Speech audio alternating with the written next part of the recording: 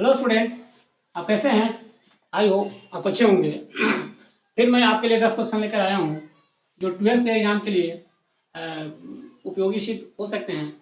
और आपको 300 क्वेश्चन देखने हैं और हमें उम्मीद है कि मैक्सिमम क्वेश्चन आपको इससे आ जाएंगे। चलिए स्टार्ट करते हैं समय जाया ना करते हुए। पहला क्वेश्चन है बर्डिंग, BUDDING। बर्डिंग का मतलब होता है मुकुलन। मुकुलन, मुकुलन के द्वारा, ग लिखा हुआ है भाई, मुकुलन के द्वारा प्रजनन या निषेचन, प्रजनन प्रजनन किसमें होता है? किसमें होता है? किसमें होता है?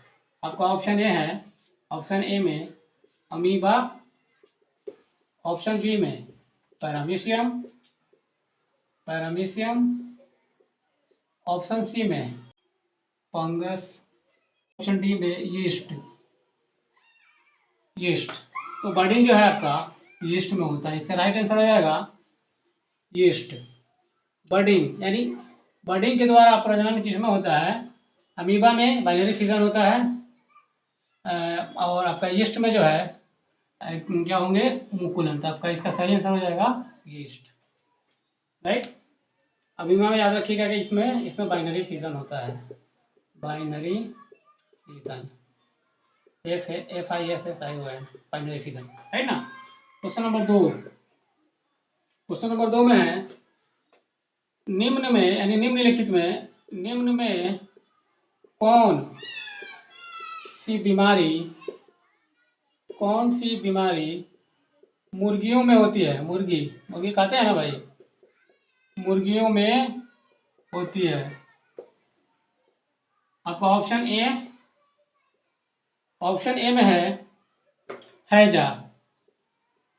हैजा मुर्गी में होता है क्या? नहीं होता भाई, तो आदमी को होता है हैजा।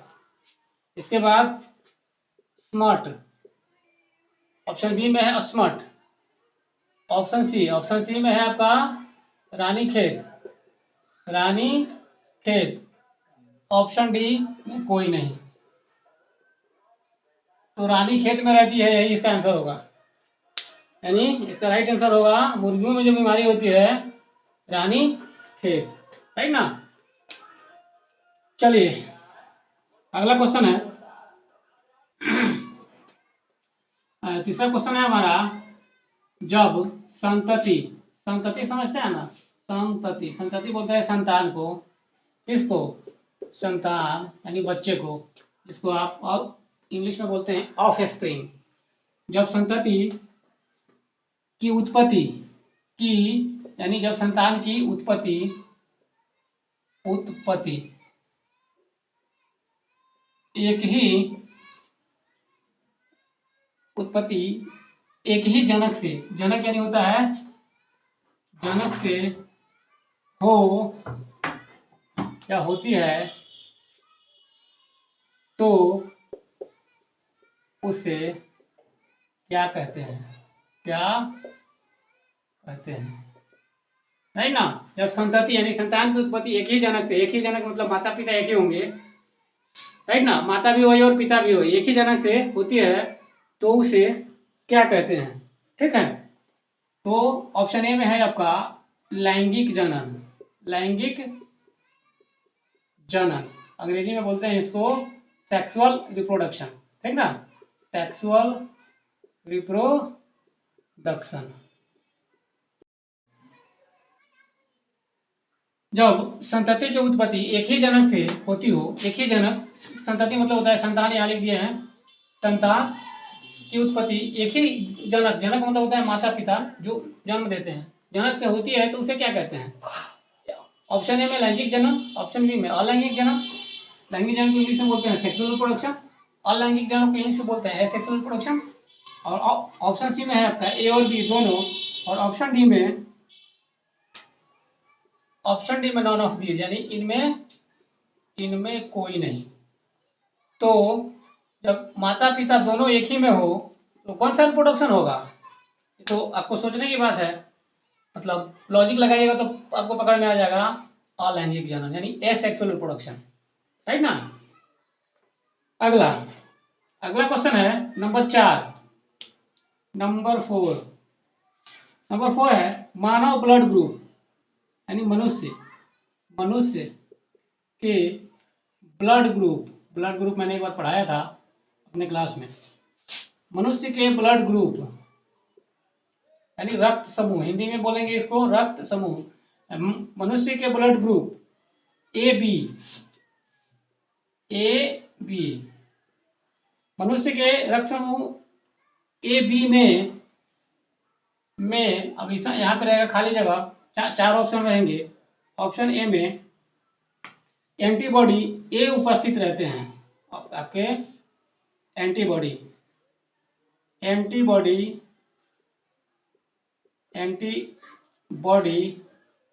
ए उपस्थित रहते हैं, उपस्थित होते हैं या रहते हैं, बात वही है, होते हैं। ऑप्शन बी में आपका रहेगा एंटीबॉडी अनुपस्थित रहते हैं, एंटीबॉडी अनुपस्थित यानी एब्सेंट, एंटीबॉडी एब्सेंट, अनुपस्थित रहते हैं। ऑप्शन सी में एंटीबॉडी बी एंटीबॉडी, जितना जल्दी कीजिए उतना जल्दी देरी होता है। एंटीबॉडी बी उपस्थित होते हैं, और ऑप्शन डी में इनमें से कोई नहीं। जितने बच्चे मेरे क्लास किए होंगे उनको पता होगा कि एंटीबॉडी मनुष्य के ब्लड ग्रुप ए बी में एंटीबॉडी अनुपस्थित होते हैं। इसका राइट आंसर होगा कि ए बी में एंटीबॉडी एब्सेंट होते हैं। चलिए क्वेश्चन नंबर 4 की 5 क्वेश्चन नंबर आपका हो गया 5। क्वेश्चन नंबर 5 में है उभयलिंगी प्राणी। कल मैंने बताया था उभयलिंगी क्या प्लांट, आज है आपका उभयलिंगी प्राणी कौन है आपका ऑप्शन है, ऑप्शन ए में मुर्गी हैन है। ऑप्शन बी में आपका स्नेक यानी सांप, उभयलिंगी बताना है। ऑप्शन सी में ए और बी दोनों यानी मुर्गी और सांप दोनों, और ऑप्शन डी में केंचुआ, इसको हम लोग अर्थवर्म बोलते हैं, राइट ना। उभयलिंगी देखिए मुर्गी उभयलिंगी नहीं होगा क्योंकि मुर्गी मुर्गा का क्रॉसिंग होता है। सांप में भी मेल फीमेल होते हैं, ए और बी, इसमें भी मेल और फीमेल, मेल अलग होते हैं फीमेल अलग होते हैं, सांप में भी मेल अलग होते हैं फीमेल अलग होते हैं। तो ऑप्शन सी है ए और बी दोनों होते हैं, ये और ये तो होगा ही नहीं। केंचुआ में ही उभयलिंगी यानी केंचुआ को हम उभयलिंगी प्राणी कहते हैं क्योंकि इनमें ही मेल और फीमेल दोनों होते हैं यानी हार्माफ्रोडाइट। उभयलिंगी का क्या मतलब होता है, हार्माफ्रोडाइट। तो केंचुआ क्या होता है आपका हार्माफ्रोडाइट है, इसलिए इसका आंसर राइट हो जाएगा केंचुआ, right. Now question number 6 chlorella chlorella, Hindi में लिख दें क्लोरेला, है ना। निम्न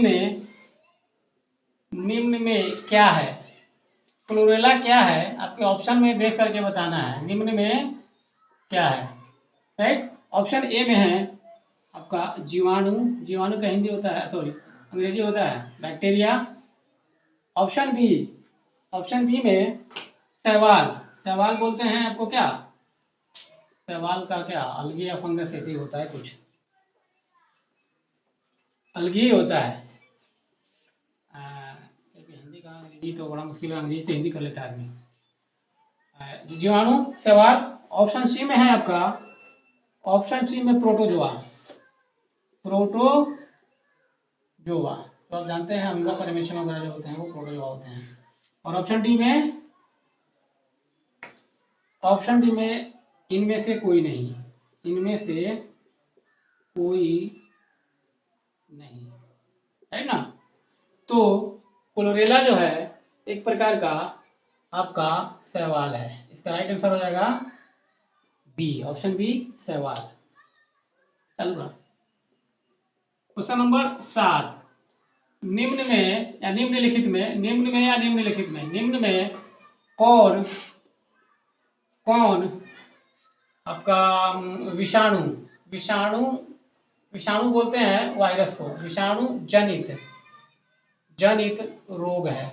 यानी आपको बताना है कि जो ऑप्शन होंगे उसमें कौन सा रोग विषाणु से होता है, यानी वायरस से होता है, राइट ना। निम्न में कौन विषाणु जनित रोग है। ऑप्शन ए, ऑप्शन ए में है आपका flu, flu, right. Option B, option B में पोलियो, पोलियो, राइट ना।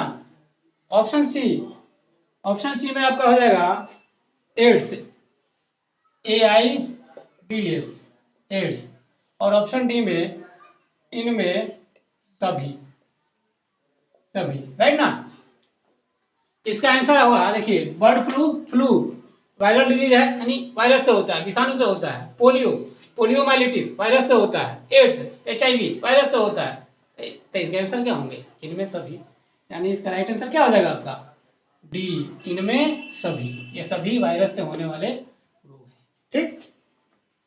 Now question number 8, 8 number question, nucleic acid, nucleic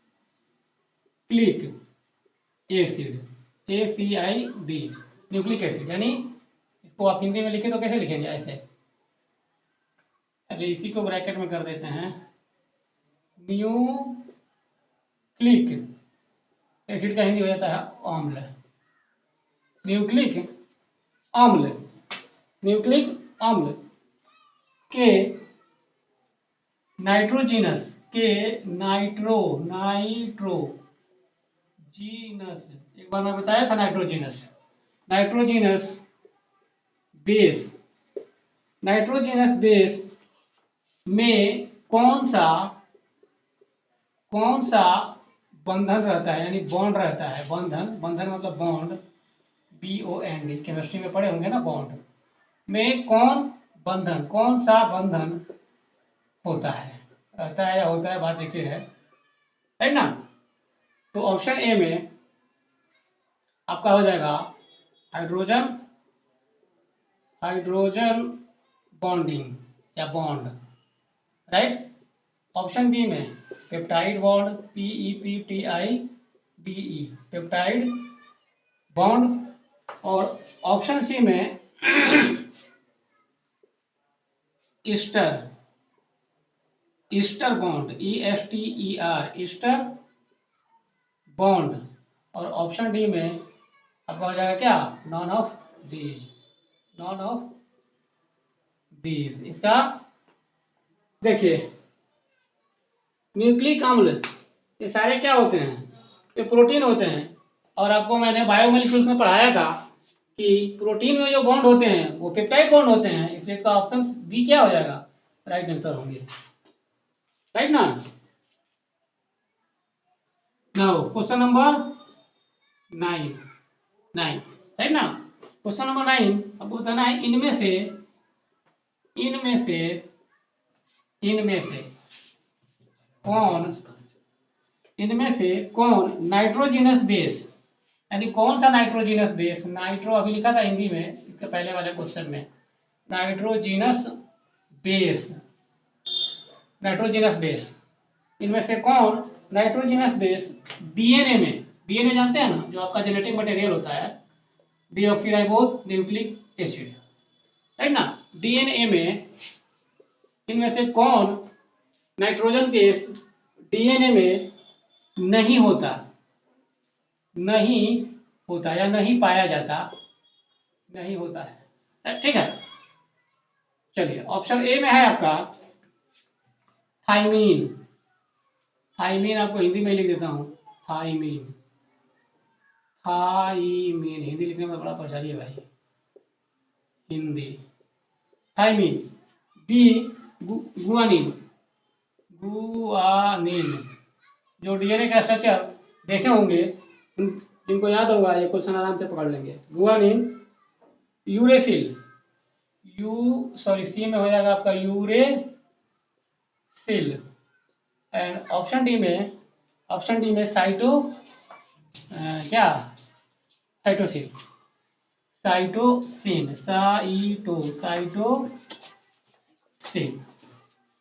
cytosine. देखिए ये आपका हो गया, आपका ये हो गया डीएनए, राइट ना। इस तरह से आपने देखा होगा, adenine, thymine, guanine, cytosine, ATGC चलता रहता है। थाइमिन है, गुआनिन जी है, साइटोसिन है, तो कौन नहीं है? यूरेसिल, राइट ना। यानी इसका राइट आंसर क्या हो जाएगा? Uracil, option C. डीएनए में यूरेसिल नहीं होते। ये आपका डीएनए का स्ट्रक्चर है, ATGC, adenine, thymine, guanine, cytosine. ये आपको हो गया थाइमिन, गुआनिन। देखिए गुआनिन, साइटोसिन यहाँ है, साइटोसिन और एडेनिन इसमें ऑप्शन में ही नहीं है, तो क्या दिया हुआ है? यूरेसिल। तो यूरेसिल नाइट्रोजनस बेस्ड डीएनए में नहीं होते, तो राइट आंसर ये हो जाएगा। नाउ क्वेश्चन नंबर 10, विश्व पर्यावरण दिवस। विश्व पर्यावरण दिवस, ये क्वेश्चन भी कई बार आ चुका है। विश्व पर्यावरण दिवस कब मनाया जाता है, यानी किस तिथि को मनाया जाता है, राइट ना। ये सोशल साइंस का क्वेश्चन आपको बायोलॉजी में भी पढ़ना है, इसलिए दंग नहीं होइएगा कि तो सोशल साइंस का क्वेश्चन बायोलॉजी में कहाँ से आ गया। बायोलॉजी में भी ये चीज पढ़ना है, राइट ना। विश्व पर्यावरण दिवस कब मनाया जाता है? ऑप्शन ए 5 जून को, ऑप्शन बी 12 जनवरी, 12 जनवरी, ऑप्शन सी 22 मार्च, ऑप्शन डी इनमें कोई नहीं,